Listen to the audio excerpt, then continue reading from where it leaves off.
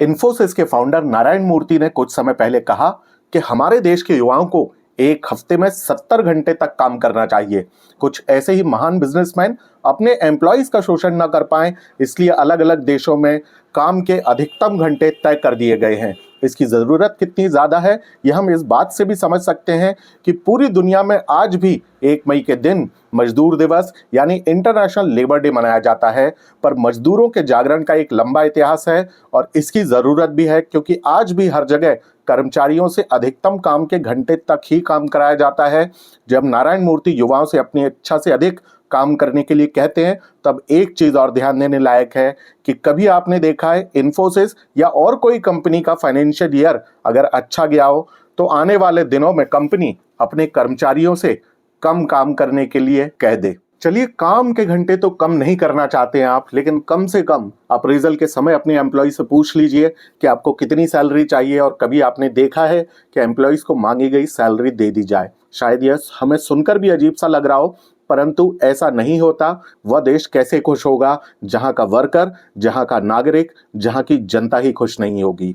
भारत में वर्कर्स का एक्सप्लॉयटेशन कोई नई बात नहीं है। न जाने कितनी जगह कलेक्टर द्वारा तय की गई मिनिमम वेजेस रेट का भी ख्याल नहीं रखा जाता है। चाइल्ड लेबर को यूं तो कानून बनाकर कागजों पर बैन कर दिया गया है, पर हर गली, हर नुक्कड़, हर चौराहे पर हमें छोटू काम करता हुआ आज भी दिखाई दे जाता है।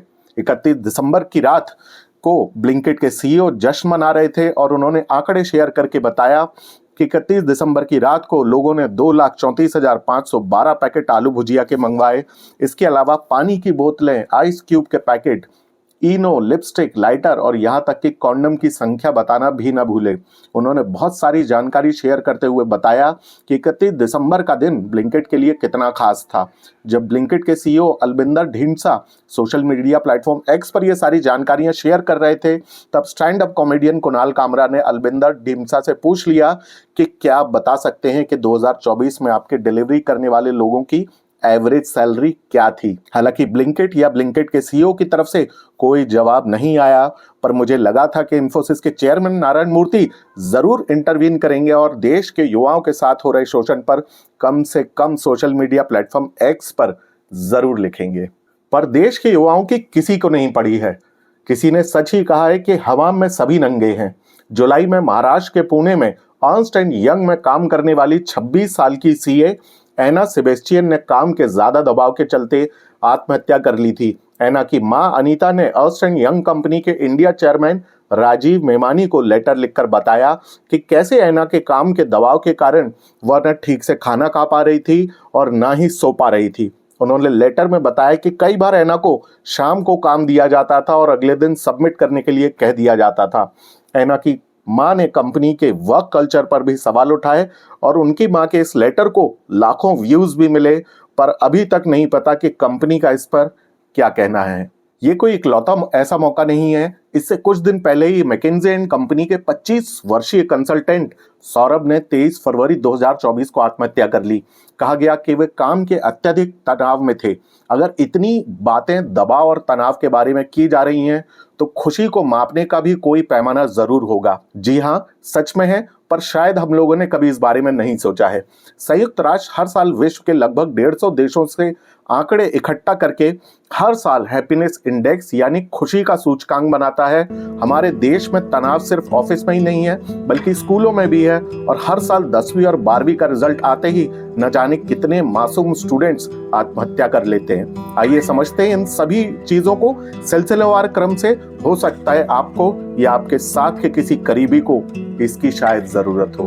नमस्कार साथियों, मैं हूं आपका होस्ट रजत सिंह और स्वागत करता हूं आप सभी का आपके अपने चैनल शोर में। आज की भागदौड़ भरी जिंदगी में सुकून के पलों की चाहत हर किसी को है।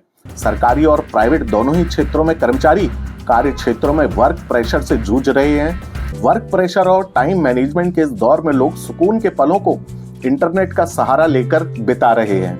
यूं ही नहीं, सोशल मीडिया प्लेटफॉर्म्स की बाढ़ सी आ गई है और तो और आजकल लोग गेम्स भी इंटरनेट पर ही खेल लेते हैं।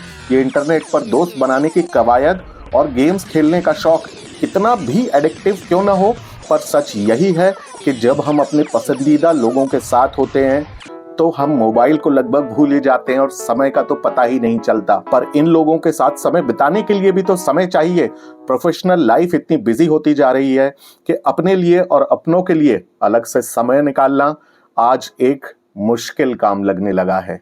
हमारे शौक या हॉबीज लगभग खत्म हो चुकी हैं और इसका सीधा असर हमारी इम्यूनिटी पर पड़ रहा है। हमारी फिजिकल एक्सरसाइज के लिए अलग से समय निकालना अब मुश्किल लगने लगा है। ऐसा नहीं है कि हम सुबह जल्दी उठकर एक्सरसाइज नहीं कर सकते, पर हम में से ज्यादातर लोग रात होते होते इतना थक जाते हैं कि सुबह उठ ही नहीं पाते, और अगर उठ भी जाएं तो इतना फ्रेश फील नहीं करते कि उनका एक्सरसाइज करने का मन भी करे। अभी हाल ही में हमने कोरोना का भयानक मंजर देखा था और हम में से ज्यादातर लोगों ने उस दौरान किसी न किसी परिचित को जरूर खोया है। इम्यूनिटी के लिए खाना और एक्सरसाइज दोनों ही बहुत ज़रूरी है, और इस फास्ट ट्रैक लाइफ में हमें इन दोनों ही चीज़ों से कॉम्प्रोमाइज़ करना पड़ रहा है। हम इतनी जल्दी में हैं आज कि खाना भी फास्ट फूड खाने लगे हैं। आगे निकलने और बेहतर प्रदर्शन करने के चक्कर में लोग ये भूल जाते हैं कि शरीर के साथ साथ दिमाग को भी आराम देना कितना ज़रूरी है। बेंगलुरु, मुंबई, दिल्ली समेत कई बड़े शहरों में कई कंपनीज 2 वीक ऑफ दे रही हैं। उनका मानना है इससे व्यक्ति को शारीरिक और मानसिक दोनों ही प्रकार से आराम मिल जाता है और इससे काम की प्रोडक्टिविटी भी बढ़ जाती है। चाहे बात सरकारी नौकरी की हो या निजी क्षेत्र में काम करने की, प्रोडक्टिविटी बनाए रखने के लिए निजी जीवन और काम के बीच संतुलन बहुत ज़रूरी हो चुका है। परंतु एक प्रश्न यह भी ज़रूरी है कि जिन्हें 2 वीक ऑफ मिल रहे हैं वो अपनी जिंदगी को कितना बैलेंस कर पा रहे हैं। इसे जानने के लिए हम यूनाइटेड नेशंस द्वारा किए जाने वाले हैप्पीनेस इंडेक्स को देख सकते हैं। हर साल 20 मार्च को वर्ल्ड हैप्पीनेस इंडेक्स मनाया जाता है और इसी दिन यूनाइटेड नेशंस यह रिपोर्ट जारी करता है कि किस देश में लोग कितने ज्यादा खुश हैं। हैप्पीनेस इंडेक्स की यह report Gallup world polling agency करवाती है, जिसमें ग्रॉस डोमेस्टिक प्रोडक्ट, लोगों के बीच उदारता, सोशल सपोर्ट, आज़ादी और भ्रष्टाचार से सवाल लोगों से पूछे जाते हैं। और इस रिपोर्ट का मकसद ये है कि देशों की सरकारें इस बात पर भी ध्यान दें कि लोगों की खुशी और भलाई किन चीज़ों में निहित है। इस रिपोर्ट में पिछले 7 सालों से फिनलैंड को दुनिया का सबसे खुशहाल देश घोषित किया गया है। तो देखते हैं कुछ आंकड़े फिनलैंड के बारे में हैं जो उसे लगातार दुनिया का सबसे खुशहाल देश बना रहा है। फिनलैंड की प्रति व्यक्ति सालाना आय इंडियन करेंसी में लगभग 45 लाख रुपए है। वहीं भारत की प्रति व्यक्ति आय लगभग 2.5 लाख रुपए ही है। अगर हम लाइफ एक्सपेक्टेंसी भी देखें, यानी औसत उम्र, तो फिनलैंड के लोगों की जहां उम्र औसत रूप से लगभग 81 है, वहीं भारत की लाइफ एक्सपेक्टेंसी लगभग 67 है। फिनलैंड का लिटरेसी रेट यानी साक्षरता दर 100% हो चुका है, वहीं भारत की साक्षरता दर आज भी मात्र 74% ही है। अगर हम क्राइम रेट भी देखें तो भारत में 1000 लोगों में से लगभग 445 लोगों के साथ हर साल क्राइम हो रहा है, और यह सिर्फ वह क्राइम है जो रजिस्टर हो पाता है। वहीं फिनलैंड में क्राइम रेट का यह आंकड़ा गिरकर मात्र 85 है। सिर्फ हैप्पीनेस इंडेक्स ही नहीं, अगर आप वर्ल्ड पीस इंडेक्स 2024 भी देखेंगे तो भारत की रैंक दुनिया के 163 देशों में मात्र 116 है। वहीं फिनलैंड की रैंक दुनिया के 163 देशों में 13वीं है। वर्ल्ड पीस इंडेक्स की यह रिपोर्ट लोगों की सुरक्षा और देश में होने वाले क्राइम्स को आधार बनाकर तैयार की जाती है। यह सिर्फ कुछ आंकड़े ही हैं जो करंट स्टेटस बता तो सकते हैं, परंतु लोगों की खुशियां, स्वास्थ्य और सुरक्षा जैसे मानक पूरी तरह आंकड़ों में उतार पाना लगभग नामुमकिन है। और इसमें तो कोई दो राय नहीं है कि जब तक इंसान खुश, स्वस्थ और सुरक्षित नहीं होगा, वह किसी भी काम में बेहतर प्रदर्शन नहीं कर पाएगा। खैर, वर्क लाइफ बैलेंस के लिए वर्किंग आवर्स भी देख लेते हैं। जहां फिनलैंड में पर वीक 37 से 38 घंटे काम करवाया जाता है, वहीं भारत में 48 घंटे तक काम कराया जाता है लोगों से। बाकी काम के कम घंटे होने से जीडीपी या पर कैपिटा इनकम पर पॉजिटिव इफेक्ट ही हुआ है, जिसे आप आईएमएफ की वेबसाइट पर चेक भी कर सकते हैं। आईएमएफ का ये डेटा कोई नारायण मूर्ति को भी जाकर दिखा दे। खैर, ये अकेले ऐसे महानुभाव नहीं हैं। कुछ दिन पहले एलएनटी के चेयरमैन सुब्रमण्यम ने कहा था कि लोगों को एक हफ्ते में 90 घंटे तक काम करना चाहिए, और आगे वे कहते हैं कि घर में रहोगे तो क्या ही करोगे, कितनी देर तक अपनी पत्नी को देखोगे और कितनी देर तक तुम्हारी पत्नी तुम्हें देखेगी। मैं इस पर उनकी पत्नी का कमेंट भी चाहूंगा। काश कोई जाकर उनकी पत्नी से भी पूछ ले कि क्या वो सुब्रमण्यम को देखकर घर में बोर हो जाती हैं। इस बेवकूफी भरे बयानों के बीच सिर्फ महिंद्रा ग्रुप के चेयरमैन आनंद महिंद्रा के ही विचार थोड़े प्रोग्रेसिव लगे, जहां उन्होंने कहा, I have huge respect for Mr. Narayan Murthy and others, so let me not let me not get this wrong. Of course. But I have to say something. I think this debate is in the wrong direction. Because this debate is about the quantity of work. My point is, we have to focus on the quality of work, not on the quantity of work.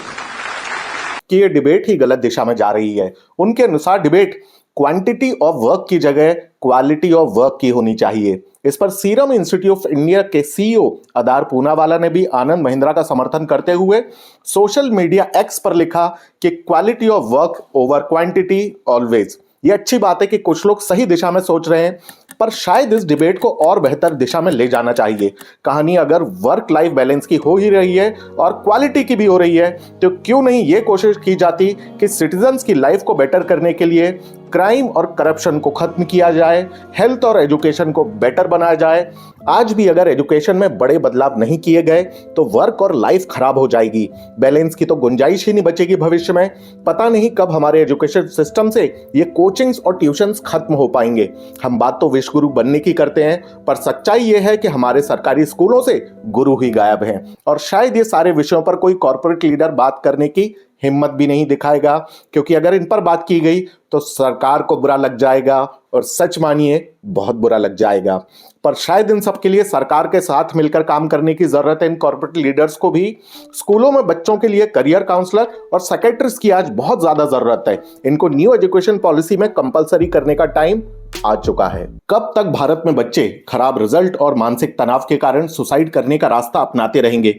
जब school में ही नींव इतनी खराब कर दी जाती है तो कैसे बड़े होकर वो वर्क लाइफ बैलेंस करने की सोच भी पाएंगे? आज भारत बहुत सारी चीजों की कैपिटल बन चुका है, जैसे diabetes, blood pressure, obesity, hypertension. क्या इन ज्यादा जरूरी चीजों की तरफ ध्यान देने का समय नहीं आ चुका है? क्या एक स्वस्थ और खुश इंसान ज्यादा बेहतर परफॉर्म नहीं करेगा अपनी जॉब में? कुछ लोगों ने 70 घंटे और 90 घंटे के समर्थन में यह भी कहा कि जापान और जर्मनी की तरफ देखिए, उन्होंने सेकेंड वर्ल्ड वॉर के बाद कितना काम किया था। ये बहुत ही बेतुका सा लॉजिक है, क्योंकि हम वॉर सिचुएशन का हिस्सा नहीं है। और दूसरा, अगर भारत में क्राइसिस मैनेजमेंट की तरह अगर किसी क्षेत्र में काम करना पड़े तो वह एजुकेशन और हेल्थ ही होना चाहिए। कभी कभी बात की जाती है कि हमारे देश में कितने आईटी और आईएम है। यह बहुत ही शर्मनाक फिगर है। इस देश में 50,000 से ज्यादा प्राइवेट और गवर्नमेंट कॉलेजेस हैं और इस देश में आईटीज और आईएम की संख्या मात्र 40 से 45 है। क्यों नहीं छोटी से छोटी जगह पढ़ने वाले बच्चे को भी वर्ल्ड क्लास स्कूलिंग और एजुकेशन देने की बात की जाती है। 75 साल से ज्यादा आजादी को हो चुके हैं और आज भी गांव कस्बों के बच्चों को अच्छी एजुकेशन की तलाश में बड़े शहरों की तरफ आना पड़ता है। और ज्यादातर केस में यही होता है कि वह अच्छी एजुकेशन उन्हें बड़े शहरों में भी नहीं मिलती। शिक्षा ही चरित्र का आधार है, और जब हम गुरु ब्रह्मा, गुरु विष्णु, गुरु देवो महेश्वरा कहकर गुरु को ही भगवान का रूप मान लेते हैं, वही गुरु आज स्कूल और कॉलेजों में मौजूद ही नहीं होता। ऐसे छात्र जो एजुकेशन सिस्टम से निकलेंगे वह मजदूर ही बनेंगे, और फिर मजदूर के काम के घंटों की क्या ही बात करनी, उसका शोषण तो सदियों से होता चला आ रहा है। अगस्त 2023 में मिनिस्ट्री ऑफ एजुकेशन ने 1ली से 8वीं तक सरकारी टीचर्स की वैकेंट लिस्ट निकाली थी। आंकड़े सुनकर आप स्तब्ध रह जाएंगे।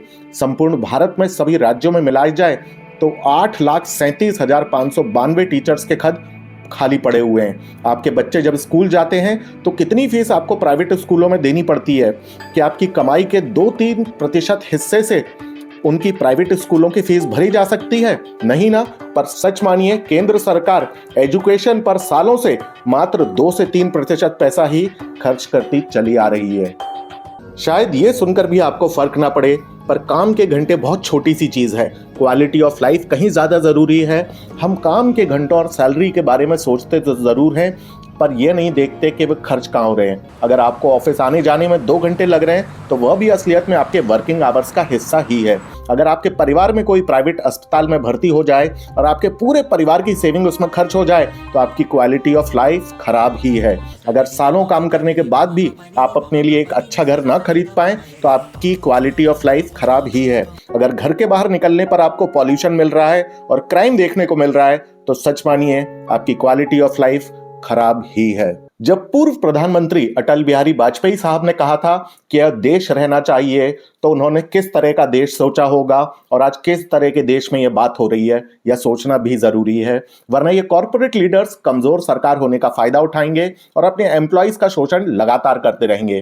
भारत में फैक्ट्रीज एक्ट 1948 के तहत कर्मचारियों के लिए काम के अधिकतम घंटे एक हफ्ते में 48 तय किए गए हैं। उसके बाद भी इंटरनेशनल लेबर ऑर्गेनाइजेशन के अनुसार भारत में 50% से ज्यादा कर्मचारी 50 घंटे या उससे ज्यादा काम करते हैं।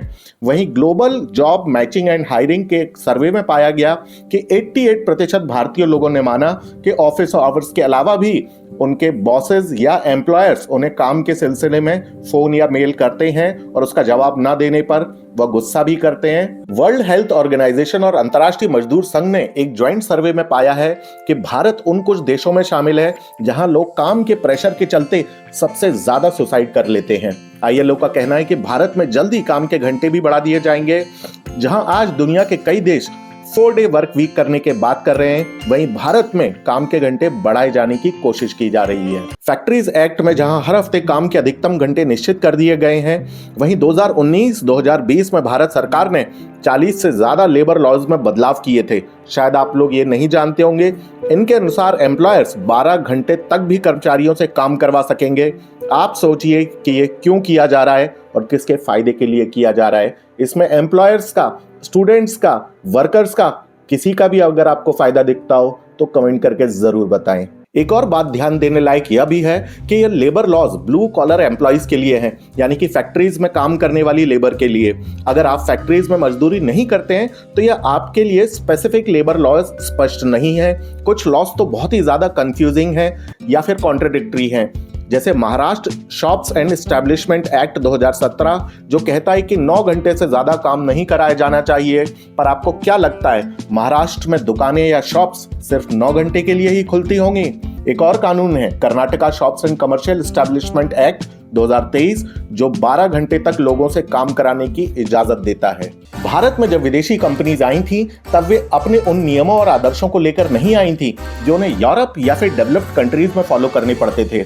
और इसका एक बड़ा कारण यह भी है कि भारत में अनस्किल्ड और स्किल्ड बेरोजगारों की संख्या बहुत ज्यादा है। उन्हें पता है कि किसी को जॉब से निकालने के बाद उसकी जगह उससे भी सस्ता एम्प्लॉय मिलना बहुत आसान है। इस देश में यहाँ एम्प्लॉयज की कोई यूनियन नहीं है और ना ही एम्प्लॉयज में कोई यूनिटी होती है, और अगर एम्प्लॉयज की कोई यूनियन मौजूद भी है तो वो एम्प्लॉयज की चिंता करती ही नहीं है। जैसे अभी इंडियन आईटी इंडस्ट्री में हायर सैलरी वाले लोगों को निकाला जा रहा है, इसे साइलेंट ले ऑफ भी कह रहे हैं। इन्हें कंपनीज इसीलिए निकाल पा रही हैं क्योंकि इन्हीं के माध्यम से पहले जूनियर्स को निकाला गया था, तो अब वो इसी ताकत का यूज करके इन सीनियर्स को निकाल रही हैं जिन्होंने इन कंपनीज के कहने पर कभी जूनियर्स को निकाला था। तो अंग्रेजों की फूट डालो और राज करो की पॉलिसी कहीं गई नहीं है। पहले इसका यूज गुलामी के लिए किया जाता था और अब इसका यूज गुलामों के लिए किया जाता है।